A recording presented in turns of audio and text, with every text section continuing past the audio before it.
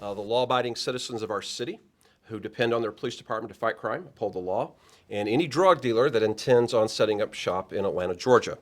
When the mayor came to office, his commitment was to fight violent crime occurring in the city. This has been done in many ways. We've opened additional promise centers. We've had Years of the Youth. We've expanded our violence interruption program. We've done many things. The charge to the police department was to fight gangs, guns, and drugs. Those influences on violence crimes are uniquely in our charge. And from 2022 to 2025, this department has arrested 492 known gang members and charged them with the gang statute in this city. We recovered 12,821 guns and taken them off the street. And we have shut down 301 unique drug dealing operations. That was just 2022 to 2025. We're here today to tell you about the 30th drug operation that we shut down in Atlanta, Georgia just this year. And that is our commitment. Individuals that intend to do actions, take actions that will increase the chances of gun violence in Atlanta, Georgia will meet their police department. And they're going to meet their police department with our federal, state, and regional partners. And I do want to thank Sheriff Labatt for his unit's key support in the warrant you're getting ready to hear about, and the Department of Agriculture, which assisted us in this effort. And to give more insight into what occurred this weekend, how we have reduced the chances of gun violence in our city, I am going to bring Chief Spann to the podium. And before I do so, I just want to thank all the members of the Atlanta Police Department, those that are behind your cameras, those that are behind me, and those that are watching on this stream. I appreciate you all. I see the difficult and dangerous work you do each and every day for our city, and I'm proud to stand here to represent your work today. Chief Spann. Good afternoon, everyone. I'm Deputy Chief Princina Spann of the Criminal Investigations Division. In this division, we house the Violent Crime Interdiction section amongst the Major Crime, Property Crime section, as well as our Special Enforcement section. Our Violent Crime Interdiction section consists of our narcotic unit amongst others. But specifically today, we're here to talk about the great work of the narcotics unit.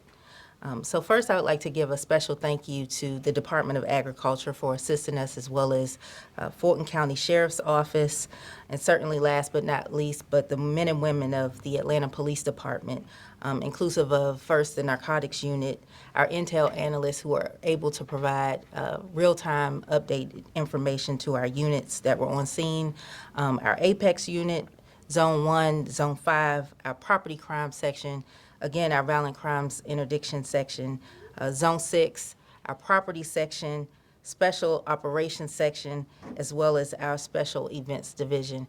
And I'll let Lieutenant Smith get into exactly what occurred this past weekend at 275 Ted Turner. Thank you, Chief. Today, we're going to talk about Operation No Smoke. Lead you guys over here to the camera so we can start this video. So on April 18th, we executed a search warrant at 275 Ted Turner. This investigation began in February of 2026 from a tip regarding large-scale marijuana events transpiring in our city. On April 18th is the day that we decided to go ahead and take down this operation. As you can tell in this video, this is when we were first making our approach towards the location.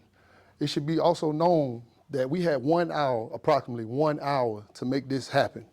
Upon our arrival on this scene, we had plenty of customers team that was lined up for this event before the event started. At this time, we were able to get those customers off the scene and safely away from the scene. At this point, we began to identify the difference between the vendors and the customers. What we noticed was the vendors ran back inside the location and they barricaded themselves inside. Shortly thereafter, a ton of people started running out the backside of that warehouse. So now we have what you guys are seeing. We have approximately 70 plus people running from the location, jumping on top of roofs, jumping over fences, running on the railroad tracks. All this because of this event that they planned. Meanwhile, while they're running, they're also throwing guns on the ground. They are, as you see them right here, they got bags. They're throwing guns. They're throwing bags full of drugs, gummies, raw marijuana. These are just some of the things they're doing. The jumping off the back, it was a chaotic scene that we were able to control.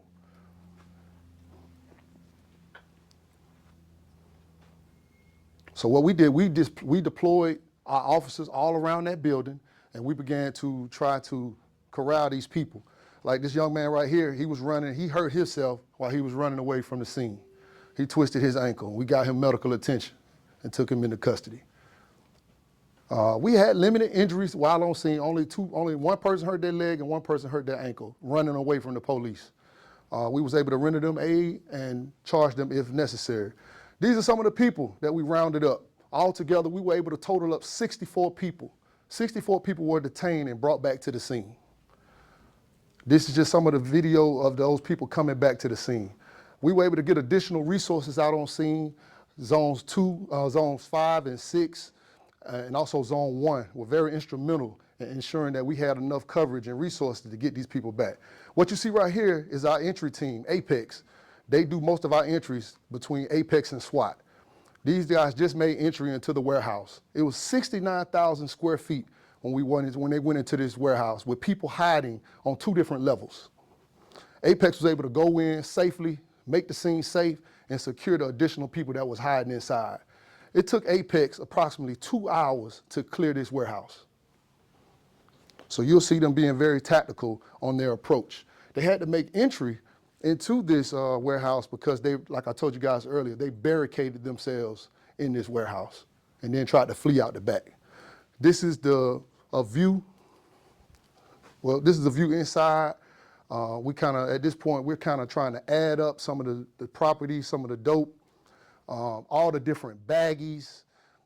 We encountered so much, like I said, a ton of marijuana. It was over 1,200 pounds of marijuana. We also encountered multiple, 24, we identified, once we got inside and started processing the scene, we identified 24 vendors that were selling inside of this, selling marijuana, illegal substances inside this thing.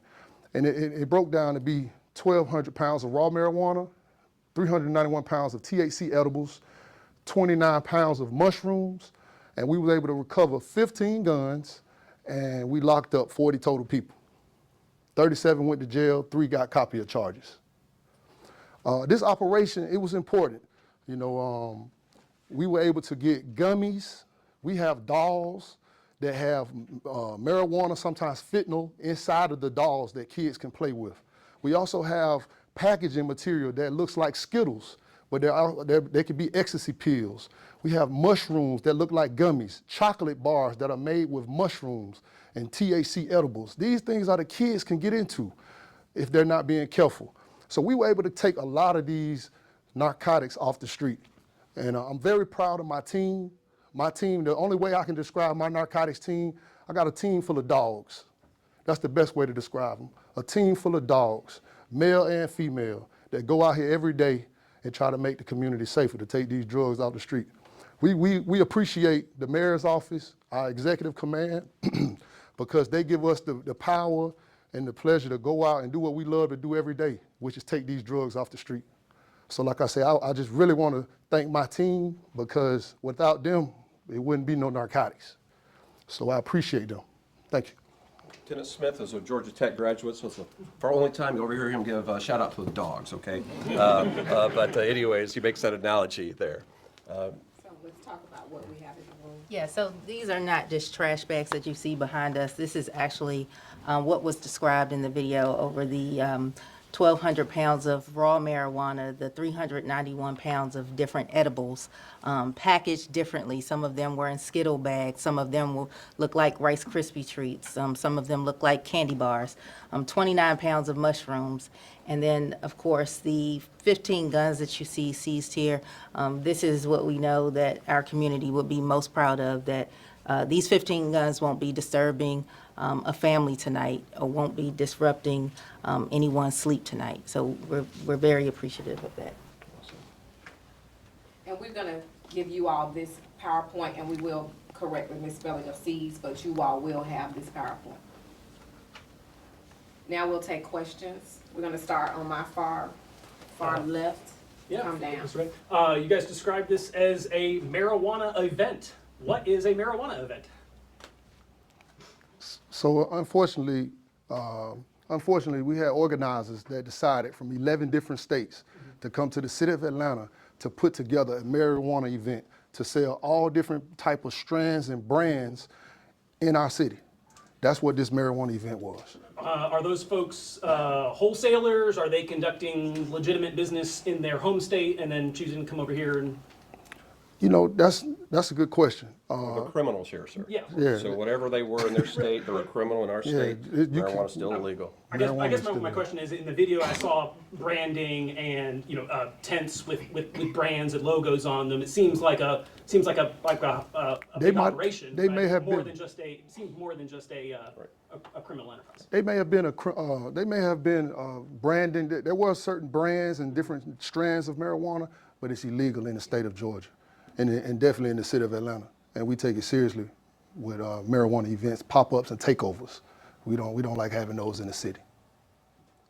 And what exactly was this space? Because I've seen online and a flyer for a little Yachty concert that's happening at the same address. Can you all explain what the nature of this exact address is? We know this address to be an event space. There is not, it's an event venue, so we have different people who rent that space for various events. Did the owner seem to know what was going on inside the space? That I'm not sure. We did arrest the organizer of the event, and so we're not sure if the person who rented that space knew or not. What tipped you off about this? The very fine citizens in the city of Atlanta. And on that note, I'm glad you said that.